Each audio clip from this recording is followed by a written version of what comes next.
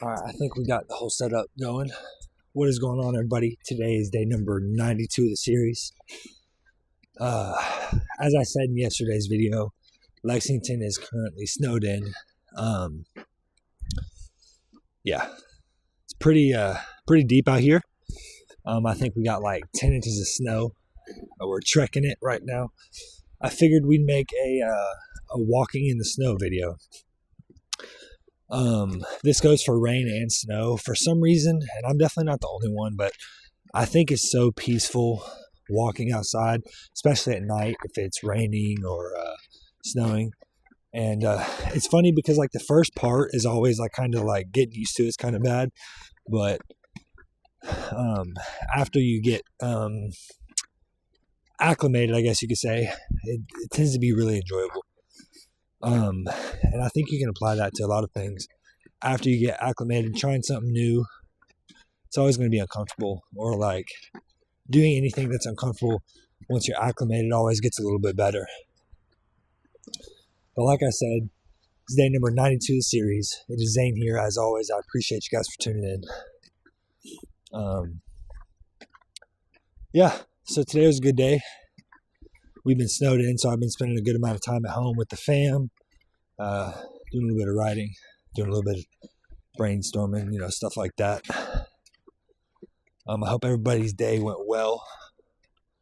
We're definitely going to be getting through the series now. Working hard, all those things. We're currently walking up to Speedway. Like I said, this video is going to be a walking in the snow video, but we're also going to be getting some coffee or a hot chocolate or something warm to warm the hands on the way home. But it's so beautiful out here. The ice is on everything. I think it snowed like 10 inches, and then after that it sleeted for like 6 to 10 hours or something like that. So it's ice on top of all the snow.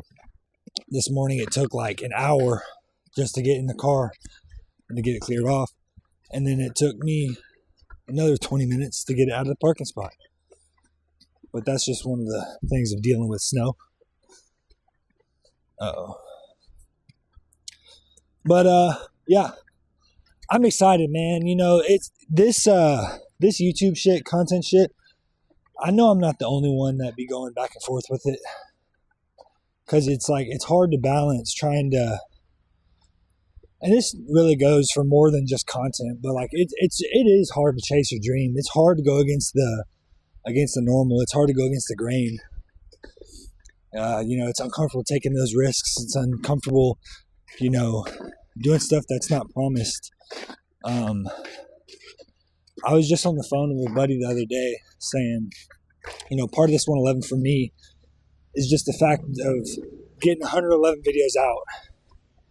And if you know me in person or you've been following my stuff for a while, during the podcast, that was one of the big things for me, was like just getting stuff out and making a bunch of content. Most content creators, I feel like they put a cap. Like there's always a cap on like how many videos they make. Like I think back in the day when we were doing the podcast, one of the statistics was less than 10% of podcasts hit episode like 25 or something like that, which I thought was crazy at the time, because a lot of people want to do something, but they don't put themselves out there. They don't promote their stuff or, stuff like that. And it's like, how do you expect to gain traction, or how do you expect to grow in a business, in content, in anything, if you're not putting yourself out there? The best way to do that is just making as much as possible. After you make as much as possible for a while, and then you get a catalog, you could say, you can start taking a little bit of time back and then creating the cool shit. So that's kind of what I've been doing. And once this 111 is done, we're really going to see if I'm capable of making good content. It's funny because I've probably said it on the series before, but one of the biggest problems really is just having the time, having the resources, and being able to put together a full piece. And I think it's the same for me and a lot of other people. It's very easy to come up with portions of an idea. But making the idea from A to Z and making it good as you go is the difficult part.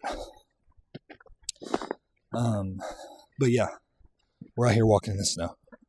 It's very, very peaceful, especially like because it's snowing, there's nobody out. There's a few people out, but there's mostly nobody out. So it's even more peaceful. One thing I've been thinking about a lot is I want my barn.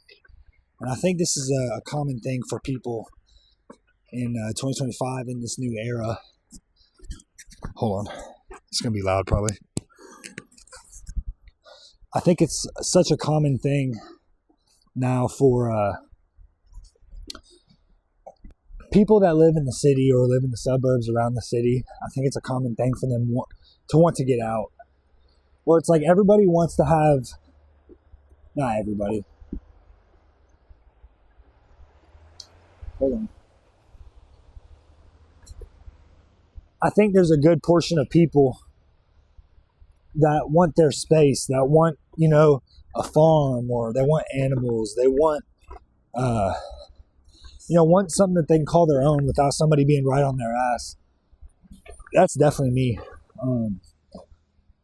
But I swear, whether it's, there's a lot of ways that you could put this. A lot of people will say the government. A lot of people will say corporations and their pay. Some people will say it's work ethic, whatever the case may be. Or like you could blame it on the times changing. But I feel like people in the society that we live in America has made it so hard for you to really take ownership of your life, to be able to take ownership of what you got going on, to be independent. I think a lot of things that get pushed to us kind of keep us in a loop. And here's the kicker. Staying in the loop might not be the way to go. Obviously, you want to be knowledgeable of like certain things, but staying in the loop is like what 99% of people try to do, I would feel like. Or it's like kind of like that conversation of keeping up with the Joneses. I think is the right way to put it. Everybody wants to be in the loop so they're accepted, or they're in a group, or they're in a certain category of people. But I think that's one of the common lies that's told to so many people. You don't need to be in a loop. Find your own loop. Find your own alley. And figure out a way to mesh that. Figure out a way to mesh that with other people. Figure out a way to work with other people. Figure out a way to, be an individual, but also be in groups. One of my favorite parts about myself is I feel like I'm very unique, or I try to be unique. I try to be my own person. I try to be this what's the right word?